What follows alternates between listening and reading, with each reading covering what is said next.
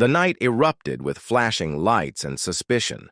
A homeless black man stood frozen, accused before he could even speak, while a police hand hovered dangerously close to its holster. Around him, whispers turned into judgment, the kind that could shatter a life in seconds. Then, the ground began to tremble, not from fear but from the thunder of engines. Headlights cut through the dark, hundreds of bikers closing in, rewriting the ending no one expected. This is the story of one man's last $8. Welcome, story lovers. From where are you watching? Comment the name of your city. It was a cold evening in the city, and Marcus pulled his worn coat tighter as he shuffled past the storefronts. Once, he had a job, a home, and a steady paycheck. Now, he had little more than the coins in his pocket and the blanket folded in his backpack. Life on the streets had become his reality, but he carried himself with quiet dignity, never begging, only surviving. Most people passed him by without a glance, his presence invisible, his story untold. Yet Marcus still believed that kindness mattered, even when the world seemed to have none left for him. What he didn't know was that his next choice, made with just 8 crumpled dollars to his name, would put him face to face with danger, prejudice, and a chain of events so unexpected it would ripple far beyond the cold sidewalk where he stood that night.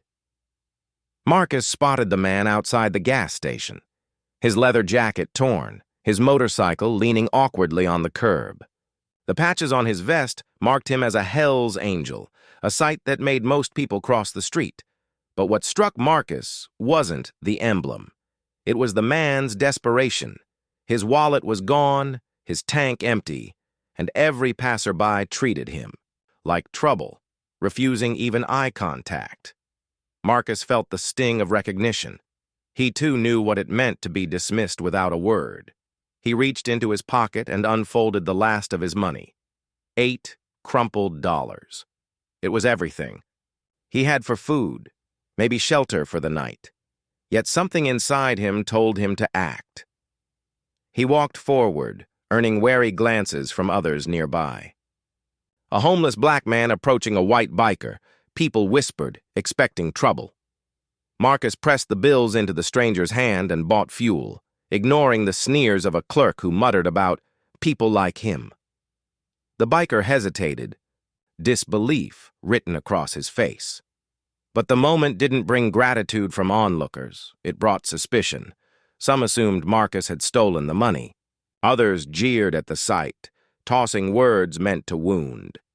Still, Marcus stood firm, unaware that this quiet act of kindness, dismissed by the crowd, judged through the lens of prejudice, would set into motion a storm unlike anything he had faced before. Because the man he had just helped wasn't ordinary, and neither were the people who rode with him. The flashing lights painted Marcus in red and blue as the officer's hand hovered near his holster. The crowd whispered, some pulling out phones, others shaking their heads as if they already knew how the story would end. Marcus raised his trembling hands, his voice breaking as he tried to explain. But no one was listening. To them, he wasn't. A man who had given his last $8. He was just a homeless black man, cornered under suspicion. The biker finally spoke up, his words sharp, his presence commanding. Engines roared in the distance, faint but growing louder. Dozens of headlights pierced the night, cutting through the tension. In that instant, Marcus realized he wasn't alone anymore, and the city was about to witness something unforgettable. Dear audience, if you're enjoying the story, don't forget to give it a like. It really helps. The officers never touched Marcus that night because the roar of 300 motorcycles drowned out the silence of injustice. The bikers surrounded him, not with threats, but with protection, standing as a wall against the prejudice aimed his way. For once, the crowd saw him not as a shadow on the street, but as a man whose kindness had sparked an unlikely brotherhood. Yet the pain lingered. Marcus knew that if not for those engines, his fate could have been very different. His story is a reminder that racism doesn't vanish in silence. It's confronted when people stand together. The question is, how many more lives must be cornered, judged, or broken before compassion becomes the rule, not the exception? Thanks for watching. Subscribe to our channel for more powerful stories and new videos.